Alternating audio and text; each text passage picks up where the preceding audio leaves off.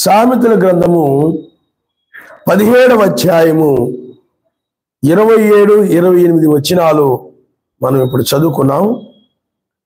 మితముగా మాట్లాడువాడు తెలివి గలవాడు, శాంత గుణము గలవాడు వివేకము గలవాడు.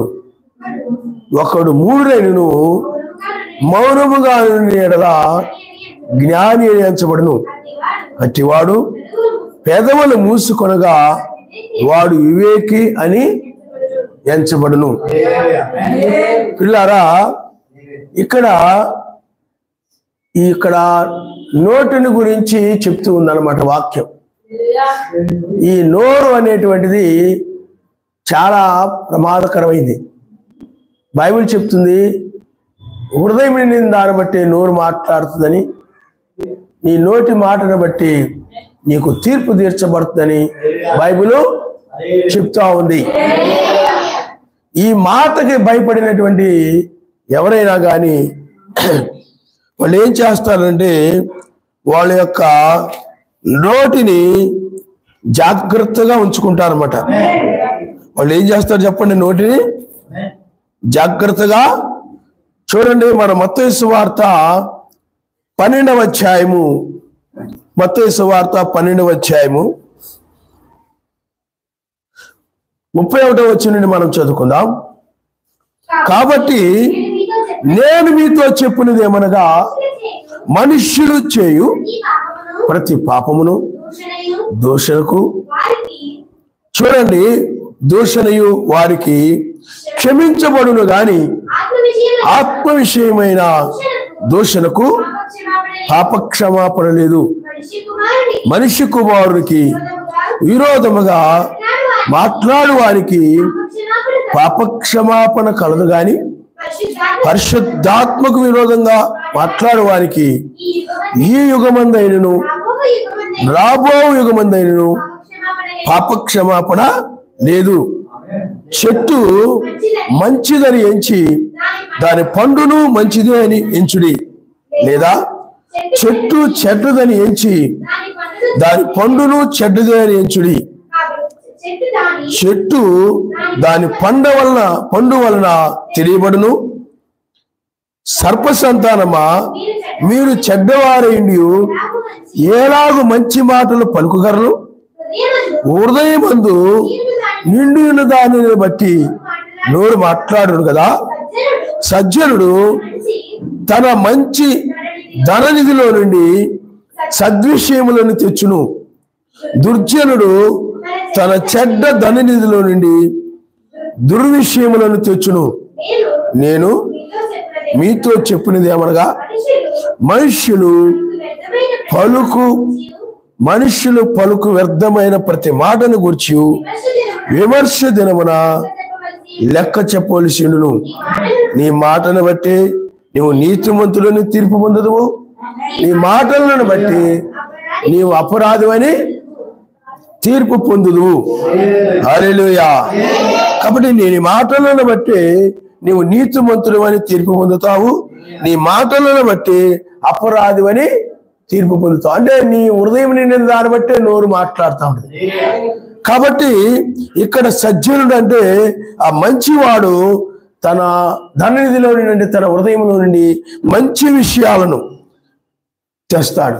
అతడే చెడ్డవాడైనట్లయితే తన హృదయంలో నుండి చెడ్డ మాటల్ని మాట్లాడతాడు. కాబట్టి ఈ యొక్క హృదయం నిండిన దాన్ని బట్టి నోరు మాట్లాడును. కాబట్టి చెడ్డవారి యొక్క హృదయమును, అంటే అతని హృదయం చెడ్డది కాబట్టి అతని హృదయంలో ఎప్పుడు కూడా దురాలోచనలు, చెడు ఆలోచనలు ఇవన్నీ ఉంటాయి. కాబట్టి అందువల్ల అతడు హృదయంలో నుండి చెడ్డ మాటలే బయటకు వస్తూ ఉంటాయి. అలాగే సజ్జనుడు అతను మంచి హృదయం కలిగిన వాడు కాబట్టి, మంచి ఆలోచనలు కలిగిన వాడు కాబట్టి అతడి హృదయంలో నుండి మంచి మాటలు వస్తుంటాయి. కాబట్టి మంచి మాటలు మాట్లాడే వారేమో నిర్దోషిగా ఎంచబడతారు. దుర్విషయాలు, చెడ్డ విషయాలు మాట్లాడే వారేమో వాళ్ళు చెడ్డవారుగా తీర్పు తీర్చబడతారని వాక్యం చెప్తుంది. కాబట్టి ఇక్కడ మాటలను బట్టి బైబిల్లో ఉంది, వాని క్రియలను బట్టి తీర్పు తీర్చబడతానుంది బైబిల్లో. అంటే వాని క్రియలను బట్టి జీతం ఇవ్వడం అనేది జరుగుతుందని ఉంది. అలాగే ఇక్కడ వాని వాని మాటలను బట్టి ఆయన తీర్పు తీరుస్తాడని. అందుకని నీ మాటలను బట్టే నువ్వు నీతిమంతుడు అని తీర్పు పొందుతావు, నీ మాటల బట్టి అపరాధం అని కూడా తీర్పు పొందుతావు అని. కాబట్టి బైబిల్లో మనం చూసినట్లయితే పిల్లారా, ఇక్కడ చూడండి, ఈ మాటకు భయపడి తెలివి గలవాడు ఏం చేస్తాడనంటే అతడు మితముగా మాట్లాడుతాడు. మితముగా అంటే సద్విషయాలను మాత్రమే. మితముగా తినమని ఎలా అంటారు చెప్పండి? అంత ఎక్కువ కాకుండా, అలాగా అతిగా మాట్లాడకుండా చాలా చక్కగా, ఎక్కడ మాటల్లో దోషం ఉండదు, ఎక్కడ నా మాటల వల్ల నేను దూషిస్తాను, లేకపోతే ఎక్కడ ఏమైనా నిందలు అనవసరంగా నేను మోపుతానేమో, లేకపోతే ఎక్కడ నేను అవమానంగా అనేటువంటిది అతడి యొక్క హృదయములో ఆ భయమును దానిని బట్టి మాట్లాడడానికి చాలా భయముతో ఉంటుంటాడు అన్నమాట. ఎందుకంటే ఆ మాటను బట్టే కదా నేను నీ దోషిగా లేకపోతే దోషిగా ఉండేది. కాబట్టి నా మాట కనుక ఖచ్చితంగా అది మంచి మాటగా, ఇతరులకు మేలు చేసేటువంటి మాటగా, ప్రేమ కలిగిన మాటగా, ప్రేమ ఎప్పుడు కూడా మేలు చేస్తాయి. అది ఇతరులకి బైబిల్లో ఉంది, క్షేమాభివృద్ధికరమైన అనుకూలం వచ్చినవే పలుకుడు గాని మీ నోట ఏ దుర్భాష రాని యొద్దనుంది. క్షేమాభివృద్ధిని కలుగు, ఇతరులకి క్షేమాభివృద్ధిని కలుగు చేసే మాట, ఇతరులకి అది ఆశీర్వాదకరంగా ఉండేటువంటి మాటగా ఉండాలి, ఇతరులకు అది దీవెనకరంగా ఉండేటువంటి మాటగా ఉండాలి. అందుకనే ఒక నోటి నుండి ఆశీర్వచనమును, ఒక నోటి నుండి శాపవచనమును బయలు వెళ్ళవు. అంటే ఒక బావిలో నుండి మంచి నీళ్లు, ఉప్పు నీళ్లు రావు. మా ఊర్లో ఏ ఊర్లో అయినా కొన్ని చోట్ల ఉప్పు నీరు బావి ఉంటుంది, అక్కడ 9 ఉప్పు నీళ్లు పడతాయి, ఇంకో బావిలో మంచి నీళ్లు పడుతుంటాయి. కాబట్టి మంచినీళ్ళు బావిలో మంచి నీళ్ళే వస్తాయి కానీ ఉప్పు నీళ్ళు రావు. అలాగే ఉప్పు నీళ్ళు బావిలో ఏం చేస్తాయి? ఉప్పు నీళ్ళే వస్తాయి. కాబట్టి నువ్వు పరసంబంధమైన ఆయన రాజ్యానికి సంబంధించిన వ్యక్తివైతే నీ హృదయంలో వచ్చే మాటలు అవి మంచి మాటలే, ఇతరులకి క్షేమాభివృద్ధికరంగా, అవి ప్రేమతో కూడిన మాటలు అనమాట. ఇతరులకు అవి క్షేమాన్ని, మేలుని, ఏ ఇబ్బంది పెట్టడమో, బాధ పెట్టడమో, హింసించడమో కాకుండా ఆ మాటలు ఎలా ఉంటాయి అనంటే అవి పరసంబంధమైన మాటలుగా ఉండి, ఆయన మాటలుగా ఉండి, అవి రాబో ఉగ్రత నుండి తప్పించేటువంటి మాటలుగా ఉంటాయి. ఆయన నామముస్తాడు. హల్లెలూయా, హల్లెలూయా. అందువల్లనే నువ్వెప్పుడు కూడా నా సహోదరుడా సర్వశక్తిమంతుడు నిన్ను ఆశీర్వదించునుగాక, నా సహోదరి సర్వశక్తిమంతుడు నిన్ను దీవించునుగాక. ఎవరైనా నిన్ను హింసించిన బాధ నాయన వాళ్ళని క్షమించిన ఆయన, వాళ్ళ నరకానికి వెళ్లకుండా, విడిచిపెట్టబడకుండా నాయన మీరే సహాయం చేయనాయనని ఇతరుల గురించి ప్రార్థన చేసేటువంటి అంత నోరు, అంత మంచి నోరుగా ఉండాలి. శత్రువులు కానీ, హింసించే వారి నిమిత్తమైన కానీ వారిని క్షేమాభివృద్ధికరము కలిగే విధంగా క్షేమముగా ఉండేలాగున నీవు ప్రార్థన చేయాలి. అందువల్ల నీ ప్రార్థన కానీ నీ మాటలు కానీ ఎలా ఉండాలంటే ఆ మాటల వలన వాళ్ళు ఏ విధంగా అంటే క్షేమాభివృద్ధిని పొందే వారంగా, మేము ఆ మాటల వల్ల మేము చాలా క్షేమాభివృద్ధి పొందాము, లేకపోతే మేము చక్కగా ఆత్మీయంగా అభివృద్ధి పొందాము అన్నట్టుగా ఉండాలి ఆ మాటలు. కాబట్టి క్షేమాభివృద్ధికరమైన అనుకూలం వచ్చిన పలుకుడు కానీ దుర్భాష ఏది కూడా మీ నోట. కాబట్టి నీ మంచి మాటలు వచ్చినాయి అనుకోండి, నువ్వు నిర్దోషిగా ఎంచబడతావు. తెలివైన వాడు ఆ విధంగా మాట్లాడు. అంతేగాని మౌనంగా ఉంటే జ్ఞానవంతుడు అనుకుంటారు కదా అని చెప్పాల్సిన విషయాలు కూడా అవసరమని చెప్పకుండా నోరు మూసుకున్నలాగా ముగ్గులా ఉన్నారు అనుకోండి, ఏం చేశారో చెప్పరు. ఆకస్మికంగా వచ్చేటప్పుడు చెప్పి రారు ఏమండి, అలాగే వస్తానని ఎందుకు రారో చెప్పరు. ఇలాగ ప్రతి విషయంలో కూడా మూగుమొద్దు, ఎందుకు కుదరలేదో, ఇలా వీలు పడదో, లేకపోతే రేపు వస్తాం, ఏమి చెప్పరు. ఇలాగా మౌనంగా ఉంటే జ్ఞానవంతులు అనుకొని కొన్నిసార్లు నువ్వు ఆ విధంగా మౌనంగా ఉంటే కొన్నిసార్లు ఎదుటి వాళ్ళు ఇబ్బంది పడతారు. మీకు అర్థమైందా? కొన్నిసార్లు ఏమవుతుందో చెప్పండి, ఇబ్బంది వచ్చేస్తుంది. ఏంటి, నోరు తెరవాల్సి వచ్చినప్పుడు అది మేలుకరమైన మాటే కదా, అది క్షేమాభివృద్ధికరమైన మాటలే కదా, అవి మంచి మాటలే కదా. ఆ మంచి మాటలకు కూడా నోరు తెరవరు. ఆ మంచి మాటలకు ఏం చేయాలి? నువ్వు నోరు తెరవాలి. నీకు అర్థమైందా? ఇదిగో నువ్వు వస్తానని చెప్పి నువ్వు అంతు పొంతు లేకుండా ఇంటి దగ్గర ఏం చేస్తున్నట్టు వస్తావని ఎదురు చూస్తూ ఉంటారు. నువ్వు రావు, రాననేవి చెప్పు, ఏం మాట్లాడు అంటే మనకు మనం ఊహించుకోవాలి. ఆ టైపు మెంటాలిటీ అది బైబిల్కి విరుద్ధం అనమాట. అది నా కోసం ఎదురు చూస్తుంటారే, నేను వస్తానని చెప్పాను, ఇలా కుదరలేదు, ఇలా అర్జెంట్ పని పడిపోయింది, ఎదురు చూస్తుంటారేమో. కనీసం ఏదో ఒక వీలు చూసుకొని మనం ఏం చేయాలంటే కుదరనప్పుడు జవాబు చెప్పాలా. ఆ విధంగా మన మాట మనం నోరు తెరిచేటప్పుడు తెరవాలి. నీకు అర్థమైందా? ఆ తెరిచినప్పుడు అది క్షేమాభివృద్ధికరమైన మాటే కదా నేను చెప్తుంది, ఇతరులకు మేలుకరమైన మాటే కదా నేను చెప్తుంది అని చెప్పి ఆ మేలుకరమైన మాటలు నువ్వు మాట్లాడాలి. ఆయన నామరిస్తాడు. హల్లెలూయా, హల్లెలూయా.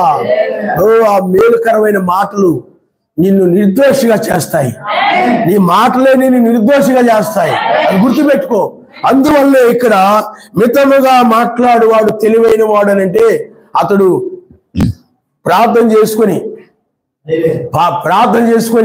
అతడు ఏం చేస్తాడంటే చాలా జాగ్రత్తగా ఎక్కడ పొరపాట్లు ఏమీ లేకుండా సహాయం చేయమని ప్రార్థన చేయాలి. ఇప్పుడు ఈ వర్తమానం ఉందనుకోండి, ఈ వర్తమానం చెప్పబోయే ముందు ప్రార్థన చేసుకొని నాకు సహాయం చేయను ఆయన, నా పెదవులని నీ స్వాధీనంలో ఉంచుకో, నా హృదయాన్ని స్వాధీనంలో ఉంచుకో, నాకు ఏం మాట్లాడో తెలీదు, మీరే మాట్లాడు నాయన అని ప్రార్థన చేసుకొని అప్పుడు వాక్యాన్ని చెప్పడం జరుగుతుంది. ఇంకా ఆయన అప్పగిస్తే ఇంకా ఆయనే మాట్లాడతాడు. ఎవరితో ఎలా మాట్లాడో, ఎవరికి ఎలా చెప్పాలో ఆయనే. ఆ విధంగా మనము ప్రార్థన చేసుకొని మనం ఎప్పుడు కూడా మనము మాట్లాడితే అప్పుడు ఆత్మ మనలో ఉండి మాట్లాడుతూ ఉంటాడు. ఆయన నామం. హల్లెలూయా. మాట యందు క్రియ యందు సమస్తము కూడా నా నామం పేరట చేయుడి అని వాక్యం చెప్తుంది. కాబట్టి నీ యొక్క నోటిని జాగ్రత్తగా పెట్టుకోవాలి. నీకు నోరు ఉంది కదా, నాకు నోరు ఉంది కదా, నేను ఎలా మాట్లాడితే సరిపోదులే. కాబట్టి పిల్లలు అందుకని ఇక్కడ చెప్తున్నాడు శాంత గుణము గలవాడు, వివేకం కలిగిన వాడు. అందుకనే ఈ యొక్క మితముగా మాట్లాడే వ్యక్తి శాంత గుణం కలిగిన వాడు అనమాట. శాంత స్వభావం కలిగిన వ్యక్తి శాంతముగా, చాలా దీర్ఘ శాంతముతో. చూడండి, మిగతా సమయంలో చాలా మంది శాంతంగానే ఉంటారు, శాంతంగానే మాట్లాడతారు. కానీ ఏదైనా సమస్యలు వచ్చినప్పుడు, ఒడిదుడుకులు వచ్చినప్పుడు, నిందలు వచ్చినప్పుడు, అవమానాలు వచ్చినప్పుడు, లేకపోతే శోధనలు వచ్చినప్పుడు ఆ శాంతాన్ని కోల్పోతారు. మెసేజ్ చూడండి, మిగతా సమయంలో శాంతంగా ఉండడమే కాదు, కానీ ఆయన సిలువ వేసినప్పుడు కూడా, ఆయన ముళ్ళ కిరీటం పెట్టినప్పుడు కూడా ఆయన శాంతముగానే ఉన్నాడు. ఆయన మితముగానే ఆయన మాట్లాడు. నువ్వు మిగతా సమయంలో కాదు. మొన్న ఒక ఆవిడ అంటుంది, మిగతా సమయంలో మా ఆయన చాలా మౌనంగా, చాలా భక్తిగా ఉంటాడండి, కానీ ఆయన కోపమెక్కితే మాత్రం మనం పట్టుకోలేమండి, ఆయనకి చాలా సహనం తక్కువ, శాంత గుణం ఉండదు ఆయనకి అసలు. అప్పుడు ఏం మాట్లాడతాడో ఏం చేస్తాడో కూడా తెలీదు. ఎందుకు చెప్తున్నానంటే, నీవు ఆ యొక్క సహనము శోధనలు వచ్చినప్పుడు కానీ, ఒడిదుడుకులు వచ్చినప్పుడు కానీ ఆ కోపం లేకుండా శాంత గుణముతో, శాంతముతో నువ్వు మాట్లాడాలి. ఆయన నమ్మనిస్తాడు. స్త్రీలైన పురుషులైన ఎవరైనా, ఆడవాళ్ళు కూడా ఎంత కొన్నిసార్లు, స్త్రీలు కూడా కొన్నిసార్లు ఏం చేస్తారు చెప్పండి, అప్పటి వరకు చాలా బుద్ధిగా, చాలా మంచిగా ఉంటారు. ఇంకా తర్వాత వాళ్ళకి ఏదైనా కోపం ఎక్కిందనుకోండి, గిన్నెలు విసిరేసి, చట్లు విసిరేసి, ఏం మాట్లాడతారో వాళ్ళకి తెలియదు. కొంతమంది ఆ మాటలు అంతటితో రాగు. ఆడవాళ్ళది నేను చూసాను రెవెన్యూ కాలంలో కావాలి, ఉదయం స్టార్ట్ చేస్తే సాయంత్రం దాకా తిడుతూనే ఉంటుంది అనమాట. అలాగా నీ ఉండకూడదు. నువ్వు నోరు ఎలా ఉండాలి చెప్పండి, అది శాంత గుణముతో ఉండాలి. అందుకని ఇక్కడ కింద ఆ మాట ఉపయోగించాడు అనమాట. శాంత గుణం కలిగిన వ్యక్తి ఏం చేస్తాడంటే మితముగా మాట్లాడతాడనమాట, ఎక్కువగా మాట్లాడు, మితముగా. మాకు చిన్నతనంలో చదువుకునేటప్పుడు మాస్టర్ చెప్పాడు, అన్నం మీరు ఎప్పుడు కూడా ఆరోగ్యంగా ఉండాలంటే అంత ఎక్కువ తినొద్దు, అంత తక్కువ తినొద్దు అనేవాడు అనమాట. అంటే మితముగా తినమని, తక్కువగా తినొద్దు, ఎక్కువగా తినొద్దు. అలాగే నువ్వు మితముగా మాట్లాడమని అనమాట. అది క్షేమాభివృద్ధికరముగా మాట్లాడే విధంగా ఉండాలి తప్ప దానికి మించి అటు ఇటు ఒక మాట కూడా లేకుండా క్షేమాభివృద్ధి కలుగు చేసే మాట. కానీ నువ్వు నిర్దోషం కావాలనుకుంటే, అందుకనే ఇతడు తెలివి కలిగిన వాడు ఎందుకు అతడు శాంత గుణంతో ఉంటున్నాడు? ఏం లేదు. ఎందుకు అంటే అతడు ఎందుకు మితంగా మాట్లాడుతున్నాడనంటే మన మాటల వల్ల మనము అపరాధులం అయిపోతాం, దోషులం అయిపోతాం. దోషులం అయితే విడిచిపెట్టబడతామని భయపడి అతడు మితంగా మాట్లాడుతాడు. కాబట్టి వధువు అంటే ఆమె మితంగా మాట్లాడుతుంది. హల్లెలూయా, హల్లెలూయా. ప్రియులారా, ఎందుకంటే ఆమె సజ్జనురాలు, ఆమె సద్విషయాలనే బయటకు తీసుకొస్తుంది తప్ప ఆమె దుర్జనురాలు కాదు. ఆమె హృదయంలో ఎప్పుడు కూడా మంచి విషయాలని ఆమె చేర్చుకుంటుంది తప్ప ఆమె మంచి మాటలే వింటూ ఉంటుంది. కాబట్టి ఆమె మంచి విషయాలనే ఆమె చేర్చుకుంటుంది. కాబట్టి అందువలన ఆమె నోట మంచి మాటలే వస్తాయి. చూడండి, ఇర్మియా గ్రంథము 23వ అధ్యాయము 31వ వచనంలో, స్వేచ్ఛగా నాలుకలను ఆడించుకొనుచు దైవోక్తులను ప్రకటించు ప్రవక్తలకు నేను విరోధిని, ఇదే యావే వాక్కు అన్నాడు. స్వేచ్ఛగా నాలుకలను ఆడించినాడు. చాలా మంది ఆ స్వేచ్ఛగా అంటే కట్టుబాట్లు లేకుండా ఇష్టం వచ్చినట్లుగా మాట్లాడేటువంటి వాళ్ళ బోధకులు చాలా మంది ఉన్నటువంటి వాక్యానికి విరోధంగా, వాక్యం ఏం చెప్తుంది దాని ప్రకారంగా మాట్లాడితే అది వాక్యం యొక్క కట్టుబాటులో ఉండి మాట్లాడడం అంటారు. కానీ స్వేచ్ఛగా సర్వశక్తి మంతుడు ఒక్కడైతే ముగ్గురను, త్రిత్వంలో బాప్తిజమను, ఈ విధంగా ఆ విధంగా వాక్యములు ఒకటి కలిపి ఒకటి తీసేస్తూ మాట్లాడే వాళ్ళని స్వేచ్ఛగా మాట్లాడడం అంటారు. అందువల్ల కొంతమంది ఆ స్వేచ్ఛగా నాలుకను ఆడించుకొనుచు, వాళ్ళలాగా నువ్వు కూడా నీ నాలుకను స్వేచ్ఛగా నీ ఇష్టం వచ్చేట్లు వాగుతూ ఉంటుంది. కొంతమంది చెప్తున్నారు కదా, నన్నే అన్నారని మీరు అనుకోకండి. మీలో ఎవరైనా సరే ఆ బడిలో గంట ఎలాగైతే అలా కొడతా ఉంటే ఎలా మోగుతూ ఉంటుందో ఆ విధంగా వీళ్ళ నాలుక కూడా స్వేచ్ఛగా మితంగా కాకుండా, భయభక్తులు కలిగి కాకుండా ఏది తలంపుకి వస్తే అది మాట్లాడుతూ ఉంటారన్నమాట. ఏది ఆలోచనకు వస్తే అది మాట్లాడుతూ ఉంటారన్నమాట. ఆ సమయానికి ఏది అనిపిస్తే అది ఏది హృదయానికి వస్తే అది మాట్లాడుతుంటారు. ఆ సమయంలో వాక్యాన్ని మర్చిపోతారు, ఆయన వర్తమానాన్ని మర్చిపోయి ఏది పడితే అది మాట్లాడుతూ ఉంటారన్నమాట స్వేచ్ఛగా. అప్పుడు దోషులైపోతారు, అపరాధులైపోతారు. అందుకని ఎప్పుడు కూడా శాంత గుణముతో ఉండాలి. అందుకని కొంతమంది నాలుక స్వేచ్ఛగా ఆడుతూ ఉంటుంది అనమాట. స్వేచ్ఛగా ఏం చేస్తాడు చెప్పండి, ఆడుతూ ఉంటుంది అనమాట. కొంతమంది నాలుక అది పైకి కిందకి పైకి కిందకి పైకి కిందకి ఆడుతూ రైస్ మిల్లు లాగా మాట్లాడుతూ ఉంటారు అనమాట. ఇప్పుడు చూసిన దానికి కట్టుబాట్లు ఉండవు. వాళ్ళు ఏం మాట్లాడుతారో తెలీదు, ఏమంటారో తెలీదు. అందుకని అలాంటి వాళ్ళ మాట అంటే భయపడిపోతుంటాం. బాబోయ్, వీళ్ళకి శాంత గుణం తక్కువ, వీళ్ళు గనక మాట్లాడితే ఇంకా అది స్వేచ్ఛగా ఎలా పడితే అలా మాట్లాడతారు, భయభక్తులతో మాట్లాడరు. ఈ మాట మాట్లాడితే దోషమైపోద్దేమో, ఈ మాట మాట్లాడితే నేను అపరాధినైపోతానేమో అనే భయమే ఉండదు. కాబట్టి వీళ్ళు ఆ శాంత గుణము తక్కువ వీళ్ళకి, సహనం తక్కువ వీళ్ళకి ఏం మాట్లాడతారో తెలియదురా అని చెప్పి అలా మాట్లాడే వాళ్ళు ఎవరైనా ఏమి చేస్తారు చెప్పండి, భయపడిపోతున్నారు. ఏం మాట్లాడతారో ఏంటో అని, ఏమంటారో ఏంటో అని. అలాంటి వాళ్ళ దగ్గర అలా మౌనంగా ఉండడం మంచిది. కారణం ఎందుకంటే నువ్వు మళ్ళీ మాట్లాడితే వాళ్ళు ఇంకా ఎక్కువ రెచ్చిపోతూ ఉంటారు. అప్పుడు నువ్వు ఇంకా వాళ్ళు ఎక్కువ పాపులు అయిపోతుంటారు అన్నమాట. అందువల్ల బైబిల్ చెప్తుంది, వివాదం అధికం కాకమునిపై దాన్ని విడిచిపెట్టము. 1-2 సార్లు చెప్పిన తర్వాత దాన్ని ఏం చేయాలి చెప్పండి, దాన్ని విడిచిపెట్టేమన్నది బైబిల్. వివాదం అధికం కాకమునిపై ఎదుటి వాళ్ళు రెచ్చిపోయి ఏదన్నా సహనాన్ని కోల్పోయి అటు ఆడవాళ్ళు కానీ మగవాళ్ళు కానీ ఎవరైనా కానీ ఆ శాంత గుణము లేకుండా మాట్లాడుతూ ఉన్నట్టయితే నీవు వాళ్ళని క్షమించు నాయనని చెప్పి ప్రార్థన చేస్తూ మౌనంగా ఉండడమే.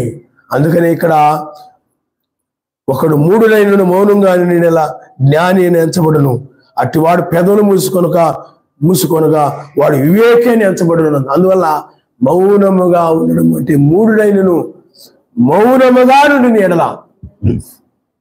అందుకనే మనం వధువు అంటే అది సంపూర్ణ విధితో మౌనముగా ఆమె నేర్చుకునేదని. వధువు అంటే అదే. చూడండి, మనము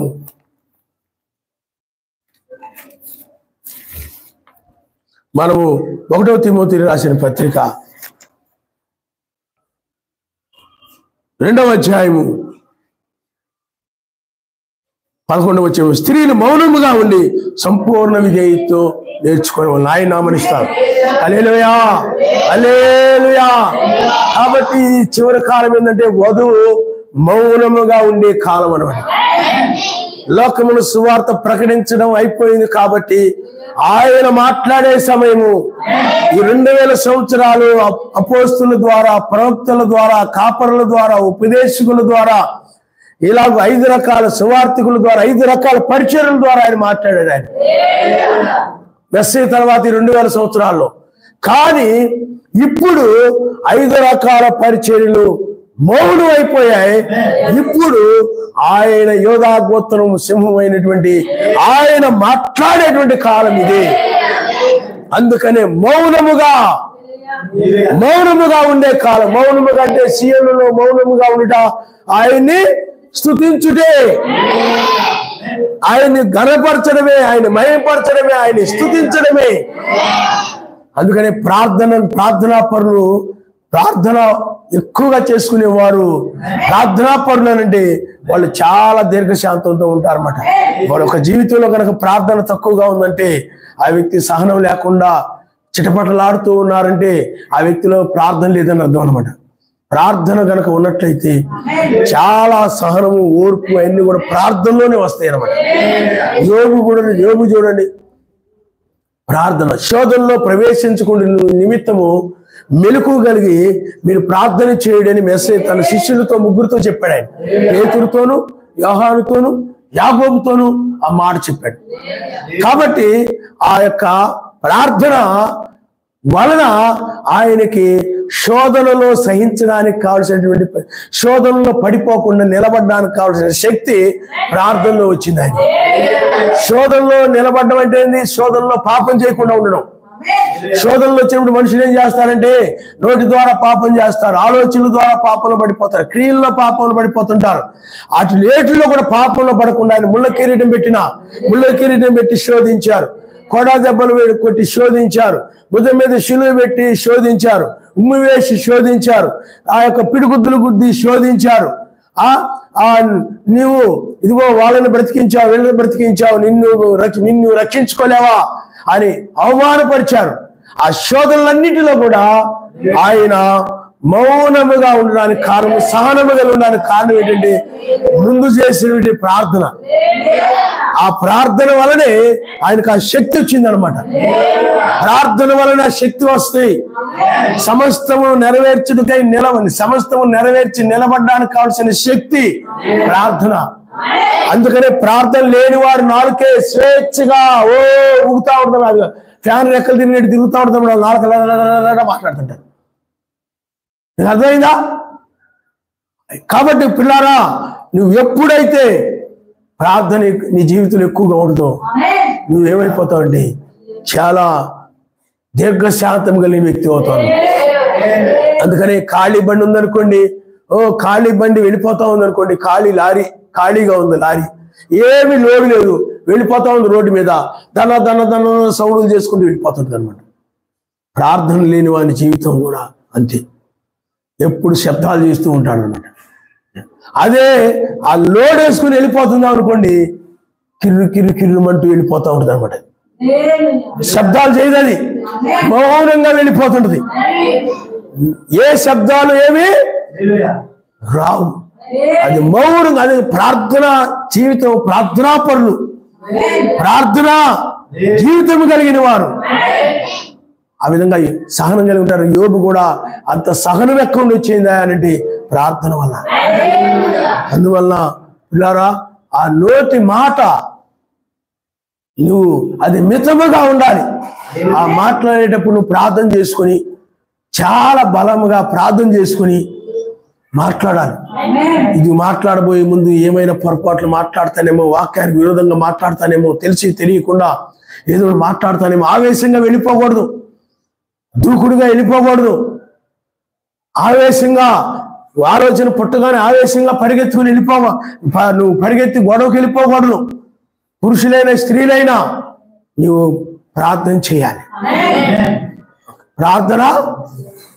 ఆ ప్రార్థన అనేది నిన్నేం చేస్తుంటే మితముగా మాట్లాడేలాగా చేస్తుంది.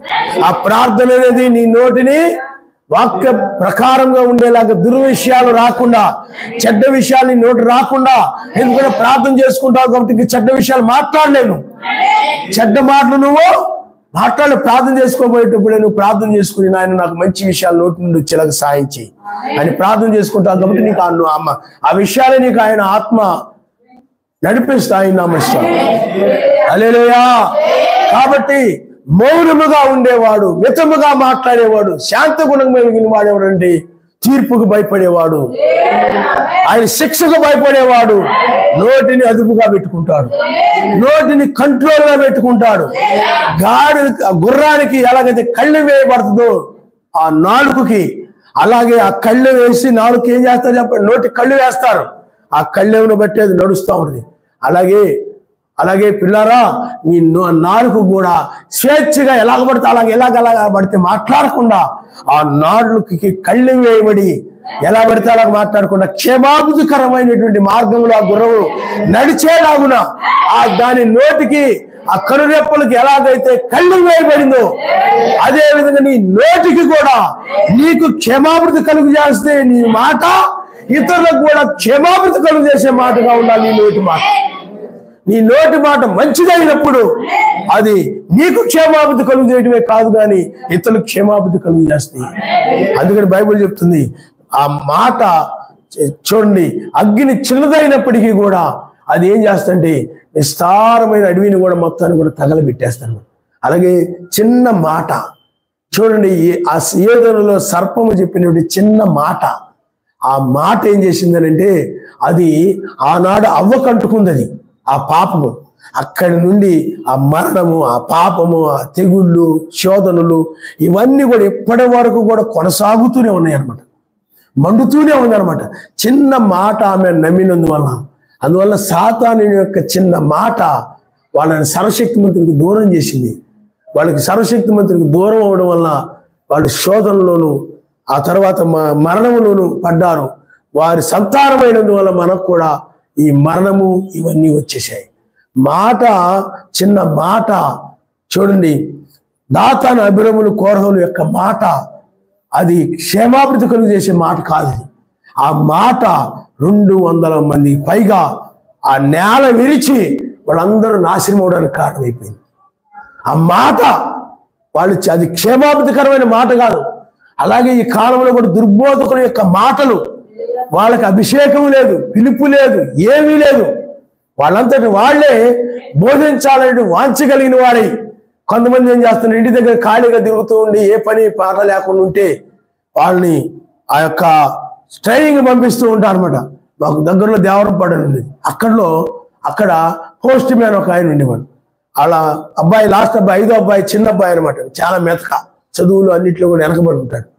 వీడు ఏ పని చేయలేడు, కష్టపడి పని చేయలేడు, మెతకగా ఉంటాడు.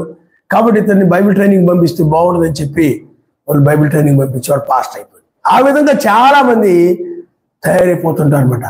కాబట్టి అందుకని ఈనాడు చాలా దుర్బోధలు పెరిగిపోయి ఎక్కడ చూసినా కానీ, వీటికి ఒక సంఘము ఎక్కడ చూసినా పెరిగిపోయి. అందువల్ల వీళ్ళ నాలుక ఏమైందనంటే అడవిని ఎలాగైతే నిప్పు తగలబెట్టేస్తాం అలాగే ఈ నాలుక ద్వారా త్రిత్వం అనేటువంటిది భయంకరమైనటువంటి అగ్ని, పాపం. అది ముగ్గురు దేవుళ్ళు సిద్ధాంతం అనేటువంటిది పాపం.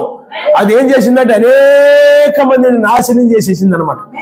వాళ్ళ మాటలు బట్టి, ఆ మాటలు నమ్మి అనేక మంది నశించిపోయారు, కాలిపోయారు. కాబట్టి నరకంలో పడిపోయారు వీళ్ళ మాటలు బట్టి. చాలా మంది ఆనాడు దాతాను అభిరమ కోరవులు ఆనాడు తిరగబడిన రీతిగానే, అలాగే 325 నిశా సమావేశంలో కానిస్టైన్ చక్రవర్తి కాలంలో కూడా తిరుగుబాటు జరిగింది. ఆ సమయంలో ఆ తిరుగుబాటుదారులు వాళ్ళ నాలుక ద్వారా వాళ్ళ మాటలు నమ్మిన వారు అనేక మంది నశించిపోయారు. ఈ లౌదీయ సంఘ కాలంలో ఏలియా రావడం ద్వారా మరలా ఈ చివరి కాలంలో మరలే కృపా ద్వారము తెరవబడింది.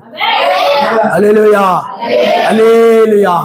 అందువల్ల నాలుక అది చిన్నదైనప్పటికీ కూడా అది శరీరాన్ని అంతటిని కూడా నిన్ను అపవిత్రపరుస్తుంది. చూడండి, యాకోబు రాసిన పత్రికలో మాట మనం చూద్దాం. యాకోబు రాసిన పత్రిక 3వ అధ్యాయము, అక్కడ బోధకుల గురించి చెప్తున్నాడు అనమాట. నా సహోదరులారా, బోధకులమైన మనము మరి కఠినమైన తీర్పు పొందుమని తెలుసుకొని మీలో అనేకులు బోధకులు కాకుడి. అప్పట్లోనే పౌలు గారు క్షమించండి, యాకోబు రాసిన పత్రికలో అక్కడ యాకోబు గారు చెప్తూ ఉన్నారన్నమాట. ఏం చెప్తూ ఉన్నారండి? మీరు బోధకులు అని మనము మరి కఠినమైన తీర్పు పొందుతాం కాబట్టి, అంటే ఎలాగ పడితే అలా మాట్లాడితే, ఎలాగ పడితే అలాగ బోధిస్తే, ఆ నాలుకను ఆ యొక్క స్వేచ్ఛగా గనక అది ఎలాగ పడితే వాక్యానికి అర్థం తెలియక ఏదో ఒక తప్పుడు అర్థం చెప్పి, తప్పుడు భావం చెప్పి, ఎందుకంటే ఒక కాలానికి ఒక వర్తమానం దాచబడి ఉంటుంది. ఆ వర్తమానము దాచబడిన వర్తమానం ఆ వర్తమానం వచ్చినప్పుడే అది బయటకు వస్తుంది అనమాట. ఇది బ్రహ్మాం గారి కాలంలో ఈ రెండవ రాకడ వర్తమానం బయటకు రాలేదు. ఇది ఈ కాలంలోనే బయటకు వస్తాయి. ఆ వర్తమానికుడు ద్వారా అనేది బయటికి తీయబడుతుంది. కాబట్టి ఈనాడు కూడా రెండవ రాకడ గురించి, ఏడు ముద్రల గురించి చాలా దుర్బోధనలు ఉన్నాయి. ఆ రోజుల్లో కూడా చాలా మంది బోధకులు కావాలి, బోధించాలండి. మనసు ఈనాడు ఎలాగైతే అనేక మంది కలిగి బోధకులు అయిపోతున్నారో ఆ రోజుల్లో కూడా ఉంటే అందుకు యాకోబు గారు చెప్తున్నారు అనమాట. కఠినమైన తీర్పు ఉంటుంది కాబట్టి మీరు బోధకులు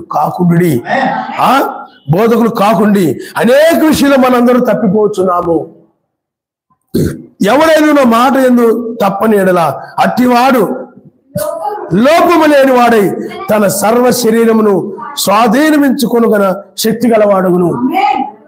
చూడండి, ఎవడైనా మాట ఎందు తప్పని ఎడలా, ఎవడైనా వాక్యమందు తప్పని ఎడలా,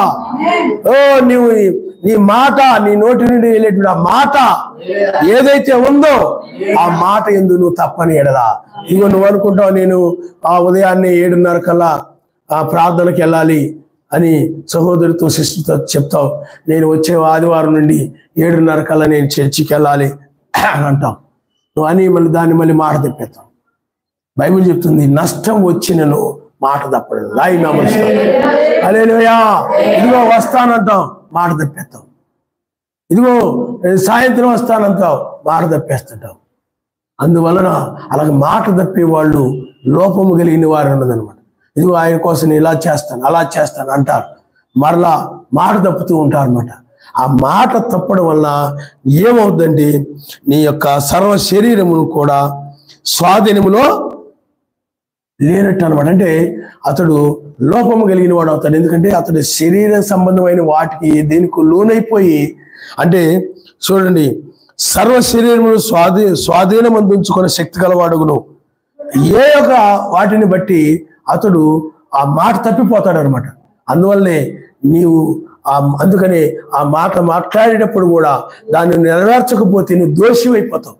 ఆ దోషివైపోకుండా ఉండు నిమిత్తమే నువ్వు ప్రార్థన చేసుకుని చాలా మితముగా మాట్లాడు.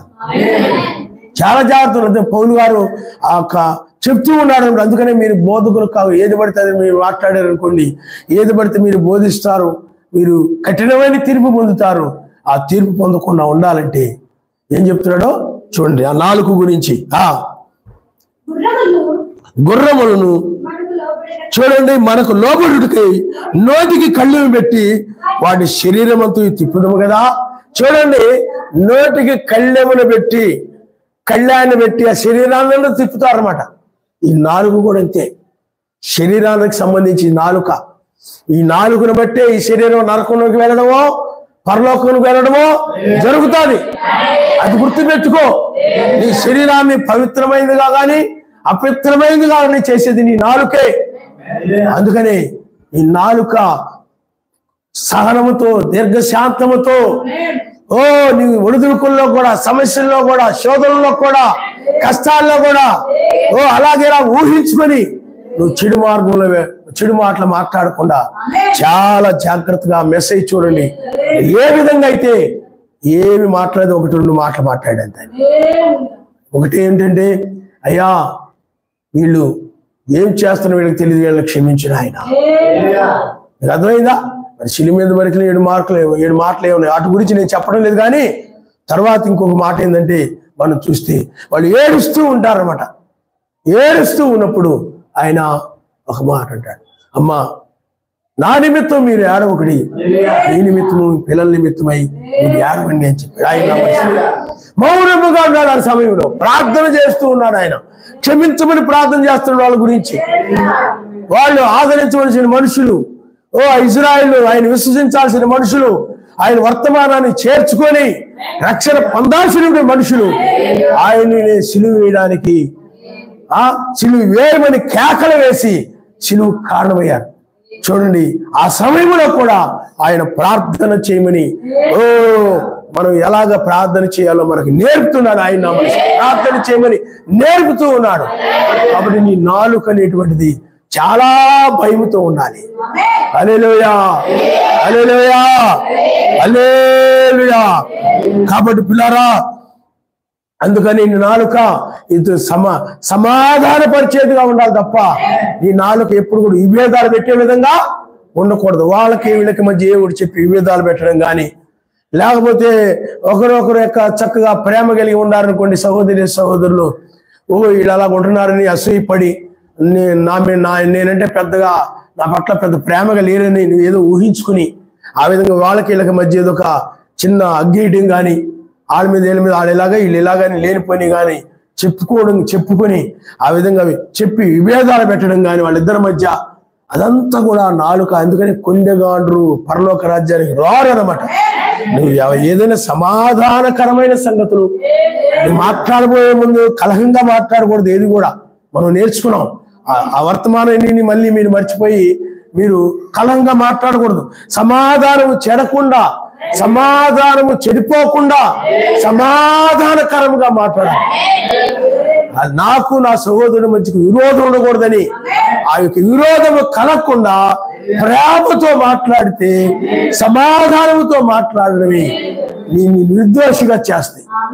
అందుకని ప్రేమగా మాట్లాడితే అతడు నాలుక నిర్దోషమైందే, శరీరం నిర్దోషమైంది. ఎందుకంటే ఈ నాలుకే శరీరాన్ని అంతా కూడా తిప్పుతుంది అనమాట. అది నరకం వైపు తిప్పడమో ఇటు పరలోక వైపు తీసుకెళ్ళడమో చేస్తాయి. అందుకని ఓడకు కూడా ఆ ఓడలు కూడా చూడవి ఎంతో గొప్ప పెనుగాలి కొట్టుకుని పోబడినను ఓడ నడుపు అని ఉద్దేశం చొప్పున మిక్కిలి చిన్నదగు చుక్కాని చేత తిప్పబడినను. చిన్న చుక్కాని చేత ఆ ఓడ ఏం చేస్తే చెప్పండి, తిప్పబడతాయి. అందుకు ఇప్పుడు బస్సులు ఉన్నాయి, లారీలు ఉన్నాయి. డ్రైవర్ దగ్గర చక్రం ఉంటుంది. దాని చేతనే ఆ యొక్క లారీ అంతా తిప్పబడుతుంది, బస్సు అంతా తిప్పబడుతుంది అనమాట. దాన్ని అలా ఎలా తిప్పాడు అనుకోండి, అది తిరుగుతూ వెళ్ళిపోద్ది అనమాట. అందుకని అది నిన్ను నరకానికి తీసుకుపోవాలన్నా పరలోకానికి తీసుకుపోవాలన్నా నీ మాటే. అందువల్ల నీ మాట గనగనగనగన నీకు వేగంగా మాట్లాడే దానిలో, స్వేచ్ఛగా మాట్లాడే దానిలో ప్రైజ్ ఇవ్వాలంటే నీకే ఫస్ట్ వచ్చాను. నీకు అర్థమైందా? అందుకని నేను మిత్రముగా మాట్లాడాను, శాంత గుణముతో మాట్లాడాలి. శాంత అంటే కోపాన్ని అణుచుకొని సహనముతో దీర్ఘశాంతముతో ఏ కోపము లేకుండా ప్రేమతో మాట్లాడేది. హల్లెలూయా. అప్పుడు ఎందుకు అలా మాట్లాడాలంటే నువ్వు తీర్పు నుండి తప్పించుకోవాలనుకుంటే, నువ్వు నిర్దోషులు కాకుండా ఉండాలనుకుంటే, నీ నోటిని గర్వంగా అహంకారంగా నిన్ను హెచ్చించుకొని ఆ ఎదుటి వాళ్ళని తక్కువగా చూస్తూ నిన్ను హెచ్చించుకొని నువ్వు ఏది పడితే అది మాట్లాడితే వీళ్ళంతా వీళ్ళు నన్ను ఏం చేస్తారు, వాళ్ళు నన్ను ఏం చేస్తారని గర్వంగా అహంకారంగా ఎలా పడితే అలా మాట్లాడేవనుకోండి, ప్రమాదంలో పడిపోతుంది. నీకే ప్రమాదం, ఎదుటి వాళ్ళకు కూడా. ఎందుకంటే దుర్బోధ వలన, అదే చెప్తున్నాడు, దుర్బోధ వలన ఆ యొక్క నీకే కాకుండా విన్నవారికి కూడా అది ప్రమాదమే. అదే చెప్తున్నాడు. అందుకనే వర్తమానం అనేటువంటిది ఒక చుక్కాని లాంటిది. మీకు అర్థమైందా? వాక్యమైన ఒక బోధ అనేటువంటిది, ఒక వాక్యం అనేటువంటి ఒక మాట, ఆయన యొక్క మాట అనేటువంటిది. అందుకనే ఆయన మాటే సరైన మాట కాబట్టి ఆయన మాట సరైన మార్గంలో నడుపుతుంది. అబద్ధ బోధకుల మాట అయినట్లయితే ఈ శరీరాంతటి కూడా నరకాన్ని తీసుకోండి. అందుకని ఈ బోధకులకి వాళ్ళ దుర్బోధల వలన అనేక మందిని నరకాన్ని నడుపుతున్నారు. కాబట్టి వాళ్ళ బోధనలు నమ్మి, వాళ్ళ కల్పిత బోధలు, తప్పుడు అర్థాలతో కూడిన బోధనలను వాళ్ళు మాకు తెలుసు అని చెప్పి బోధించి ఇప్పుడు అనేక మందిని తగలబెట్టేస్తున్నారు. ఇప్పుడు బాగానే ఉంటారు, నరకంలో బట్టి తగలబడతారు. వాళ్ళ మాటలు బట్టి ఏమవుతుందో చెప్పండి. హల్లెలూయా, హల్లెలూయా. అంటే తగలబడరనే మీ ఉద్దేశం? హల్లెలూయా చెప్పరా, ఆమె చెప్పరా? ఆయన యొక్క ప్రతి మాటకు ఆమె హల్లెలూయా చెప్పాలి. అంటే మీరు వాళ్ళంటే ఇష్టం అనుకున్నారు అనుకోండి, హల్లెలూయా ఆమె చెప్పరు. అదే ఆయన కార్యము వాళ్ళని నరకంలో పడతారా దుర్బతుకులు అన్నప్పుడు అది నిజమే, వాక్యం చెప్తుంది కాబట్టి ఆమె చెప్తాను. హల్లెలూయా, హల్లెలూయా. అందుకని సాతానుడికి ఇష్టము కానిటువంటి ఒకే ఒక మాట ఏంటంటే ఆమెననే మాట అనమాట. ఆమెననే మాట చెప్పడం వారికి ఇష్టం ఉండదు. ఎందుకు ఇష్టం ఉండదంటే ఆమెనను అలాగ జరుగునుగాక అని అర్థం. ఎవరైతే లోకరి వారి మాట సరిగా లేదు, వారు దోషములతో కూడిన మాటలు కలిగి ఉన్నారు, తీర్పు దినములో వాళ్ళు విడవబడతారని, వాళ్ళు శిక్షించబడతారని వాక్యం చెప్తుంది. కాబట్టి ఆ వాక్యానికి నువ్వు ఏకీవించడమే ఆమె చెప్పడం అంటే అలా జరుగును కాక అని అర్థం. అలాగని జరుగును కాకని చెప్పకుండా నువ్వు ఇలా కూర్చొని ఉండి పాస్టర్ గారు నా చేతిలోకి చూస్తున్నారని చెప్పి ఇలా తీసేసి అదంతా ఏంటంటే నిన్ను ఆమెను చెప్పలేకుండా చేతులెత్తి అల్లులు చెప్పకుండా సాతాండు అలా జరుగును కాక అని అనలేకుండా నీ నోరుని మూసేస్తున్నాడు వాడు. ఆయన వధువు నోరుని మూయలేడు. ఆ వధువు కాని దగ్గర చెప్పగానే కూర్చుంటుందని దానికి పచ్చాడు చెప్పినా కానీ అది అలా కొడుతుంది. అది వధువు కాదని. నిజమైన వధువు ఆమె నేను చెప్తుంది. కారణం ఎందుకంటే ఆమె నన్ను కాలకు జరుగును గాక అంటే ఆయన చిత్తము జరుగును గాక. ప్రార్థన చేసిన తర్వాత మనం ఆమె అంటామంటే ఆ ప్రార్థన ఎలా చేసి ఆ విధంగా జరుగును గాక అని అర్థం అనమాట. కాబట్టి నిజమైన వధువు ఆమె ఆ విధంగా చెప్తుంది అనమాట. కానీ వధువు కానిది ఎందుకంటే అది సాతాను యొక్క ఇష్టాన్ని నెరవేరుస్తుండగా సాతాను మొత్తుగలిగి చేస్తాడు. చేతులు మందంగా ఉంచుతాడు, నోరు మొత్తం హృదయానికి మందం కలిగి చేస్తాడు. కాబట్టి వారు ఆమె నెల్లు చెప్పకుండా అలా చూస్తుంటారు అన్నమాట. వాడు అలా ఉంచుతాడు వాళ్ళని. అందుకని వాడు ఆయనకి ఆమెనని చెప్పరు. అందువల్ల అలాంటి వాళ్ళందరూ ప్రమాదం పడతారు. ఆమెనని చెప్పు, ఎందుకంటే నీ జీవితంలో ప్రతిదీ జరగాలంటే ఆమెను చెప్తేనే అది అర్థమైందా. ఇదిగో ఇలా మంచి మాట కలిగిన వాళ్ళు ఎత్తబడతారు అనుకోండి, ఆమెనే చెప్పిన వాళ్ళకి ఆ జీవితంలో జరుగుతుంది. ఆమెను చెప్పకుండా అలా కూర్చునే వాళ్ళకి అదే ఉండదు. అందుకని వాళ్ళు ఎప్పుడు కూడా ఐక్య విచారాలు, దురాలోచనలు అలా ఇలా బయట ఉండడం. ఎందుకంటే ఆమెను చెప్పరు సరిగా. అందుకని వాళ్ళు అది పొందుకోకుండా వెళ్ళిపోతుంటారు అనమాట. ఆమెను చెప్పారంటే నువ్వు పొందుకొని వెళ్తావు అనమాట. అందుకని ఆ చిన్న మాటలో అంత గొప్ప ఇది ఉందన్నమాట. కాబట్టి పిల్లారా, అందువల్లనే చిన్న నాలుక తర్వాత చదువమ్మా. అలాగనే నాలుక కూడా చిన్న అవయవమును బహుగా అదిరిపడును.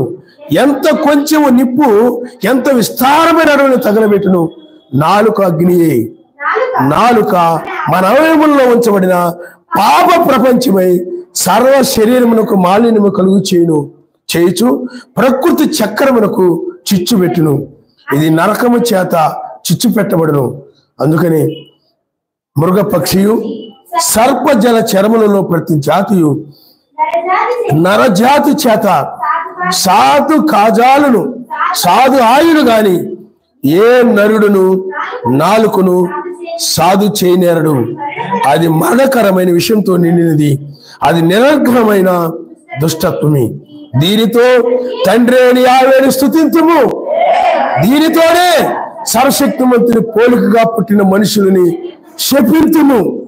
ఒక నోటి నుండి ఆశీర్వచనమును, ఒక నోటి నుండి శాపవచనమును బయలువెళ్ళునా. కాబట్టి అందుకనే నీ నాలుక పాప ప్రపంచం అయితే నీ నాలుక మరణము. ఎందుకంటే ఆజ్ఞను అతిక్రమింపజేసే విధంగా, సర్వశక్తిమంతుని దూరం చేసే విధంగా ఆ నాలుక గనక ఉన్నట్లయితే అది మరణకరమైన నాలుక. అట్టి మరణకరమైన నాలుక కలిగిన వారు నరకంలో త్రోయబడతారు. అందుకనే నీ నాలుక పాప ప్రపంచమై ఉండకూడదు, లోక ప్రపంచమై ఉండకూడదు.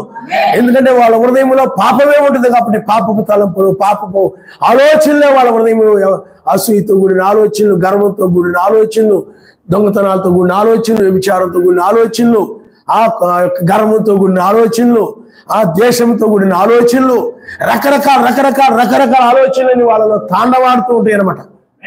సర్పం లోపలుండి దాన్ని బట్టి ఇంకా నోట్లో వచ్చే మాటలు కూడా పాప ప్రపంచమే. వాళ్ళ నోట్లో అంతా పాప ప్రపంచాన్ని చూస్తావు, లోక ప్రపంచాన్ని చూస్తావు. ఆ 1000 ఏళ్ళ రాబోయే రాజ్యం కనపడదు వాళ్ళ నోట. అలాంటి భయంకరమైన నాలుక కలిగిన వారు ఉగ్రతలు పడిపోతారు. నీ నాలుక ఎలాగుందో నువ్వు చూసుకో.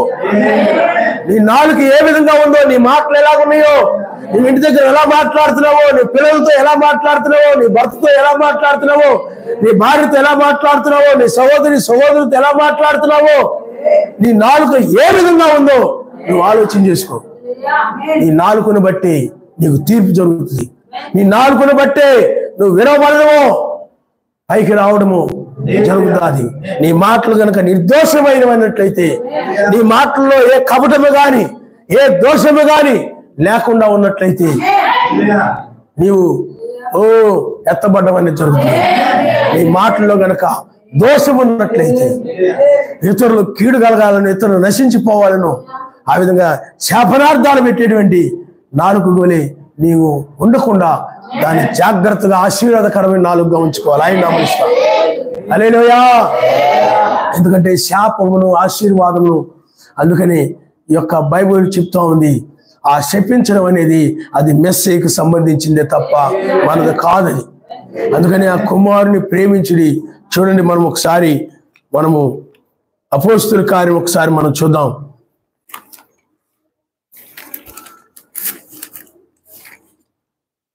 క్షమించండి, కొరింథీయులకు రాసిన పత్రిక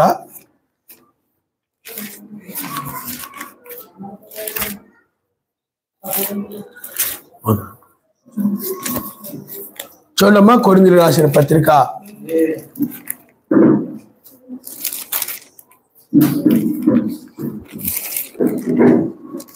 1 కొరింథీయులకు రాసిన పత్రిక 16వ అధ్యాయము 22వ వచనం.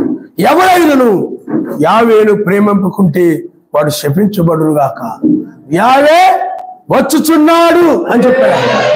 హల్లెలూయా. ఆయన వస్తూ ఉన్నాడు. ఆయన ప్రేమించుకున్నట్లయితే వారు శపించబడును గాక అంటున్నాడు. కాబట్టి మనం ఆయన్ని ప్రేమించాలి. అందువల్లే మనం ఆయన్ని ప్రేమిస్తూ ఉన్నాం కాబట్టి ఆ శాపము నుండి మనం తప్పించుకుంటున్నాము. అందువల్ల నీ మాట అనేటువంటిది అది ఎలా ఉండాలనంటే అది క్షేమాభివృద్ధి కలుగజేసే మాటగా ఉండాలి తప్ప మరి ఏ మాటగా కూడా ఉండదు.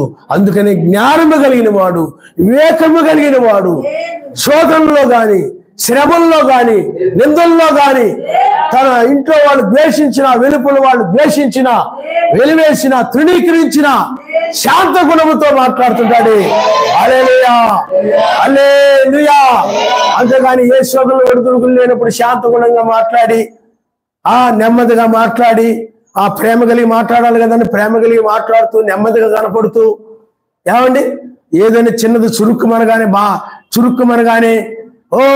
తాటాకులు ఇల్లంతా తాటాకులు పీకేసి మొత్తం గందరగోళం చేసి, గోళ చేసి, రభస చేసి వాళ్ళు శాంత గుణం కలిగినాడు కాదు.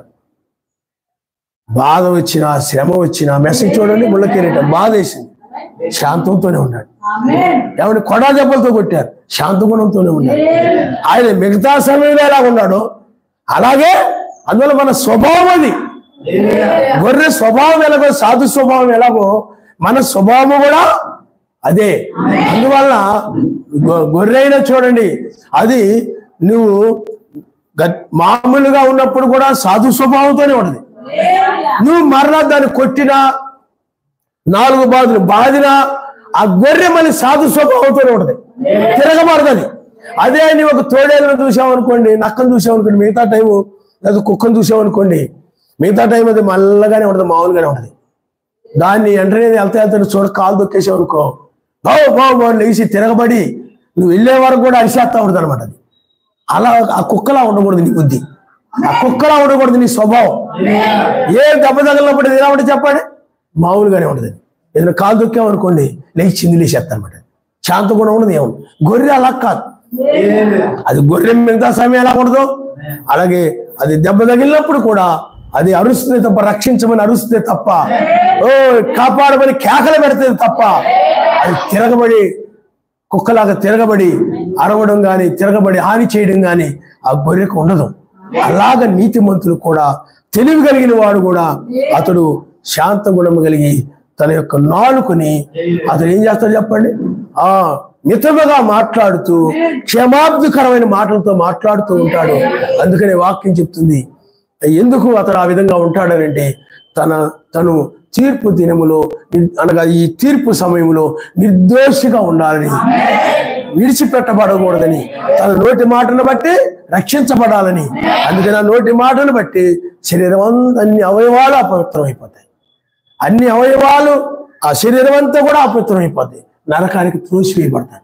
అందుకని ఆ యొక్క చిన్న కళ్ళము, ఆ గుర్రానికి వేయబడిన కళ్ళెము ఎలాగైతే ఆ యొక్క శరీరాన్ని అంతగా కూడా తిప్పుతుందో, అలాగే నీ మాట కూడా అటు పరలోకం వైపు, మంచి మాట అయితే అది పరలోకం వైపు, అదే నీ మాట ఇతరులకి హాని చేసే మాటగాను, ఇతరులకు కీడు చేసే మాటగాను, ఇతరులకి అది ఆ యొక్క చల్లబరిచే మాటగాను, ఈ ఇతరులకి ఆత్మీయంగా కానీ ఏ విధంగా కానీ ఉపయోగపడే మాటగాను ఉన్నట్లయితే నీవు నరకంలోనికి నీ శరీరాన్ని నడిపించుకున్నట్టే.